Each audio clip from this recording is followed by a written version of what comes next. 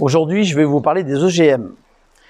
On nous a souvent présenté les OGM comme une solution pour l'agriculture, respectons la nature et l'environnement, mais c'est faux, puisqu'aujourd'hui, 88% des surfaces utilisant ces OGM sont dépendantes de ces pesticides, donc on crée un phénomène de dépendance de ces pesticides avec cette culture d'OGM.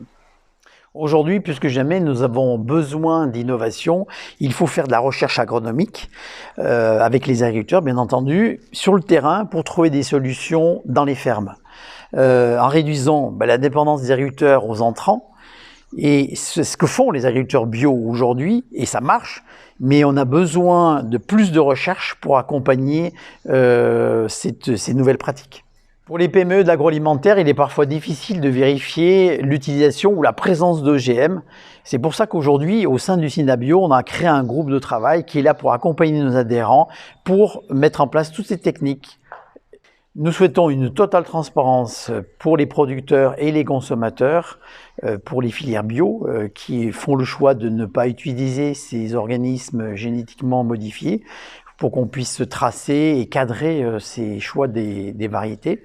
Et les producteurs et les consommateurs doivent pouvoir choisir. On ne souhaite pas qu'on nous impose ces nouvelles technologies. Pour garantir la liberté de choix des producteurs, des transformateurs, des consommateurs, le gouvernement doit agir. Aujourd'hui, je vous invite à signer la pétition du collectif Zéro OGM.